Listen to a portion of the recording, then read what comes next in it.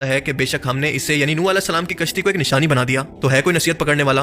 अल्लाह पाक फरमाता है कि नूह अलैहिस्सलाम की कश्ती क़यामत तक के इंसानों के लिए इबरत और हिदायत की निशानी है। बेशक ये कश्ती आज हमारे अंदर मौजूद ना हो, लेकिन इसकी निशानियां क़यामत तक के इंसानों के लिए सबूत के तौर पर इनके सामने मौजूद रहेगी ताकि वो इससे हिदायत हासिल करें।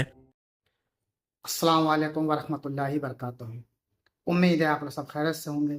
मैं भी अल्हम्दुलिल्लाह अल्लाह का लाख लाख शुक्र है, एहसान खैरियत से हूँ। और इंशाअल्लाह जिस वीडियो में रिएक्शन देने आ रहे हैं दोस्तों, हंसी टीवी इनके चैनल का नाम है और इनके चैनल का लिंक मैं डिस्क्रिप्शन बॉक्स में दे दूँगा। आप लोग इनके चैनल सब्सक्राइब करिएगा और मेरी वीडियो को एंड तक देखिए। दोस्तों आज की वीडियो बड़ी इंपॉर्टेंट होने वाली है। आज हम जानेंगे हज़रत नूह अलैहिस्सलाम के बारे में, जो उन्होंने एक ऐसी कश्ती बनाई थी अल्लाह के हुक्म से, जब इस दुनिया में पूरी दुनिया को समझ लीजिए जितनी भी ज़मीनें सब खत्म हो गई, सिर्फ पानी का अजाब आया था उनकी कौम के ऊपर, क्योंकि उनकी कौम अल्लाह को मान नहीं रही थी और तमाम बुरे काम, गलत काम, उल्टे सीधे काम जिसे कहते हैं वो सब करती थी। उन्होंने अल्लाह का हुक्म उनको बहुत बताया, तमाम तबलीग की, तमाम चीज़ बताया, लेकिन कौम नहीं लाई ईमान।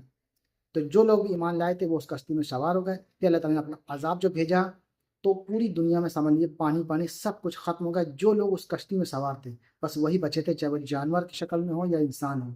तो उसके बाद वो नस्ल जो आगे बढ़ी है दोस्तों, आज हम जानेंगे इसी सब के बारे में। और हज़रत नूह अलैहिस्सलाम की कश्ती आज की तारीख में जो साइंस बताती है कि कहाँ पर हमें मिली है, वो सब जानेंगे हम इस वीडियो के ज़रिए से। तो वीडियो एंड तक देखिए, बड़े दिलचस्प बेहतरीन वीडियो है और अच्छी लगी वीडियो तो उसको शेयर भी करिएगा। तो चलिए बिना देरी पहले हम वीडियो स्टार्ट करते हैं, फिर इंशाअल्लाह बात करते हैं। हज़रत नूह अलैहिस्सलाम पैगंबरों में एक इंतहाई अहम तरीन शख्सियत हैं।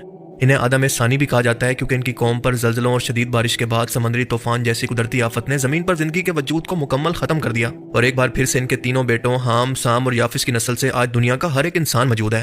हाम की नस्ल पूरे अफ्रीका में फैली, जबकि साम की नस्ल पूरे अरब और मिडिल ईस्ट के अंदर, जबकि याफिस की नस्ल से यूरोप यानी यूनानी, रूमी, तुर्की, चीनी, रूसी, हिंदी, आर्याई नस्लें, इसके अलावा सिख, तातारी, मंगोल, ये सब नस्लें आगे बढ़ी।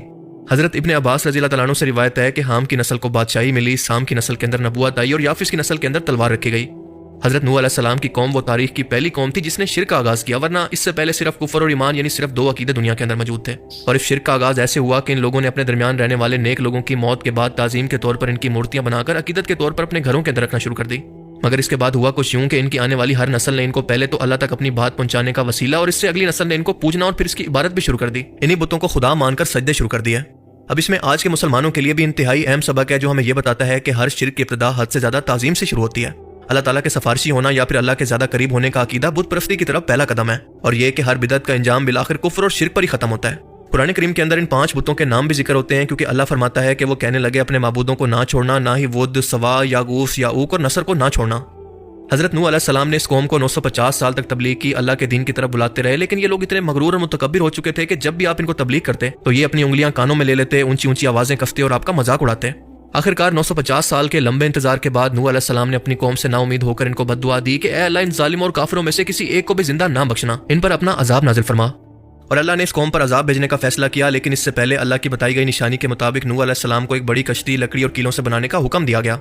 ये बड़ी कश्ती बनाते हुए भी इन लोगों ने इस कश्ती का मजाक उड़ाया और नूह अलैहिस्सलाम को कहने लगे कि क्या तुम इस कश्ती को खुश्की पर चलाओगे, क्योंकि आसपास तो कहीं पर पानी मौजूद नहीं है।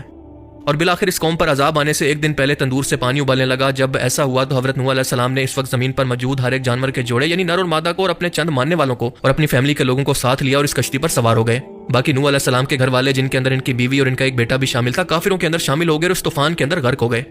कुरान पाक के मुताबिक ये अजाब इतना शदीद था कि पहाड़ों जितनी ऊंची लहरें उठी जिसने हर चीज को डिबो दिया। 40 दिन तक तूफानी बारिशें होने के बाद तकरीबन 5 से 6 महीने तक ये कश्ती पानी पर तैरने के बाद कुरान के मुताबिक जूदी पहाड़ पर जाकर ठहर गई, जो कि इस वक्त भी तुर्की के अंदर मौजूद है।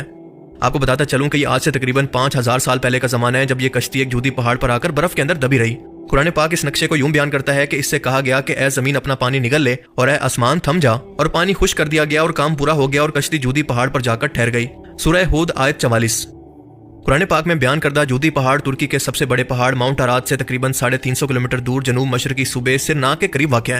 ये इलाका तुर्की के अंदर इराक और शाम की सरहदों के करीब मौजूद है, जिसकी ऊंचाई तकरीबन 2100 से 2200 मीटर के दरमियान है।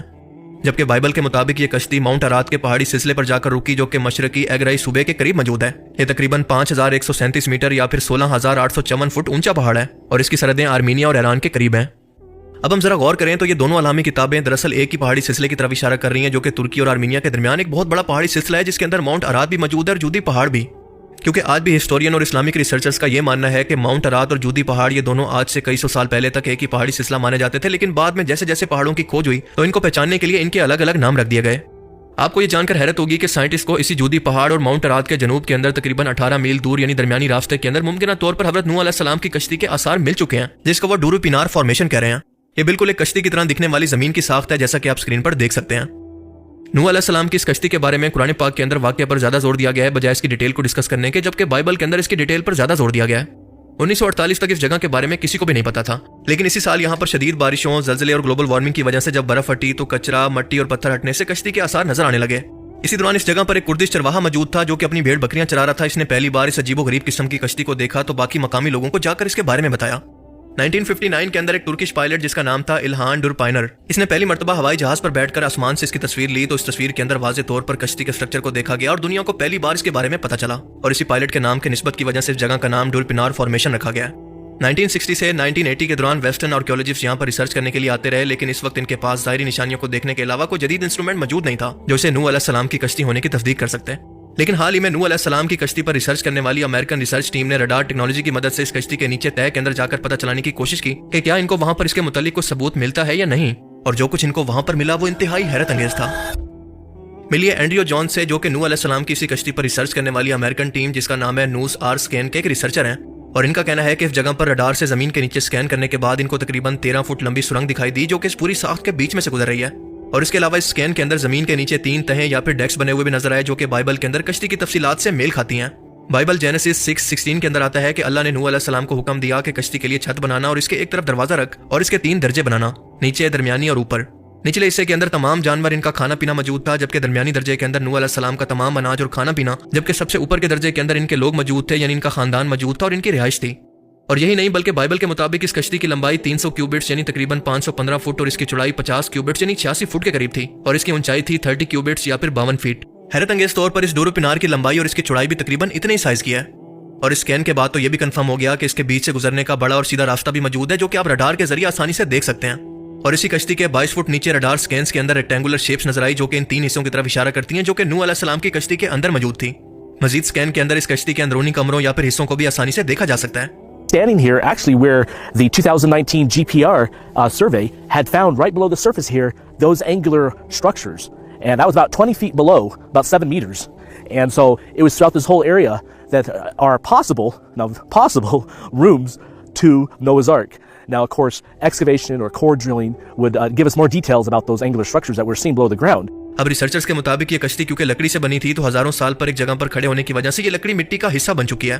लेकिन इसी खास जगह की मिट्टी को जांच के ये फैसला किया जा सकता है कि क्या इस मिट्टी के अंदर और इसके आसपास मौजूद मिट्टी के अंदर कोई बदलाव तो नहीं। हैरत अंगेज तौर पर जॉन के मुताबिक इस कश्ती नुमा साख्त के अंदर जो घास उग रही है वो बाहर के मुकाबले के अंदर मुख्तलिफ रंग की है और ये कुदरती तौर पर पॉसिबल ही नहीं है जब तक कि इंसान इसको खुद ना उगाए। इसका मतलब यह है कि इस मिट्टी के अंदर कुछ ऐसे मिनरल्स इस लकड़ी से शामिल हुए हैं जो कि इसको जरखेज बना रहे हैं। ये मिनरल्स आसपास मौजूद जमीन से 2 गुना ज्यादा हैं। मिसाल के तौर पर पोटासियम की सतह 40% ज्यादा है जो कि किसी भी लकड़ी के अंदर अगर मौजूद हो तो गल सड़कर जमीन के अंदर शामिल हो जाती है और खाद का काम करती है। First on Fox, a biblical story is getting new life thanks to new evidence of Noah's Ark. Researchers say they have 3D images of what they believe is the Ark in the Ararat Mountains in Turkey. Here it is, a huge boat-shaped object sitting below the ground in the mountains of Ararat in Turkey. It's a man-made object, and it's a ship form. So we're not going to find a sign that says, made by Noah and Sons, but what other ship would it be that, on the side of a hill at 6,500 foot elevation in the mountains of Ararat? 7th international symposium बराए mount Ararat and Noah's ark की researcher team ने इस जगह के 30 मिट्टी और पत्थर के नमूने लेकर इस्तांबुल टेक्निकल यूनिवर्सिटी को एनालिसिस के लिए दिए और इसके एनालिसिस से ये पता चला कि इस मिट्टी के अंदर मरीन डिपॉजिट और इवन के समुद्री हयात या फिर समुद्री जानवर मिसाल के तौर पर मोलस्कस के आसार पाए गए। और इन सैंपल्स की तारीख के मुताबिक ये 3500 से 5000 साल पुराने हैं जो कि बाइबल और कुरान के अंदर बयान करदा तूफान नूह के वक्त से हूबहू मिलते जुलते हैं। अब तक के हालात ये हैं कि रिसर्चर अब इस जगह के मजीद नमूने लेकर अगर इनको मजीद कोई सबूत मिलता है तो इस जगह की खुदाई का फैसला करेंगे और अगर ये कंफर्म हो जाता है कि ये वही कश्ती है तो ये 21वीं सदी की सबसे बड़ी मजहबी दरियाफ्त होगी और ये खास तौर पर एथियस्ट के लिए अल्लाह और इसकी अलामी किताबों की सच्चाई का सबसे बड़ा सबूत होगा। और दोस्तों, मेरा ईमान और मेरा दिल ये कहता है कि ऐसा जरूर होगा क्योंकि अल्लाह पाक कुरान करीम के अंदर खुद फरमाता है कि बेशक हमने इससे यानी नूह अलैहिस्सलाम की कश्ती को एक निशानी बना दिया। तो है कोई नसीहत पकड़ने वाला? अल्लाह पाक फरमाता है कि नूह अलैहिस्सलाम की कश्ती क़यामत तक के इंसानों के लिए इबरत और हिदायत की निशानी है। बेशक ये कश्ती आज हमारे अंदर मौजूद ना हो लेकिन इसकी निशानियां क़यामत तक के इंसानों के लिए सबूत के तौर पर इनके सामने मौजूद रहेगी ताकि वो इससे हिदायत हासिल करें। तो दोस्तों, ये तमाम एक्शन जो आपने देखा हज़रत नूह अलैहिस्सलाम की कश्ती जो आज की तारीख में कहाँ पर है कैसे मिली, किस तरह से मिली, सब कुछ इस वीडियो के जरिए से बता दिया गया है। लेकिन अल्लाह की कुदरत देखिए, हज़ारों साल पुरानी वो कश्ती है जो आज भी मौजूद है। ये अल्लाह का मौज़ा नहीं है तो और क्या है।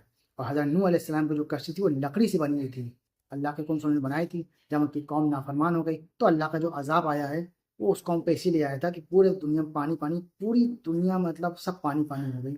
और उनके बेटों से किस तरह से नस्ल आगे बढ़ी है, ये सब कुछ हमने जाना इस वीडियो के जरिए से। तो उम्मीद है आपको दोस्तों वीडियो में अच्छी लगी होगी। वीडियो अच्छी लगी तो उसको शेयर ज़रूर करिएगा। हम मिलेंगे आपसे इंशाल्लाह नेक्स्ट वीडियो में। तब तक के लिए अस्सलाम वालेकुम व रहमतुल्लाहि व बरकातहू।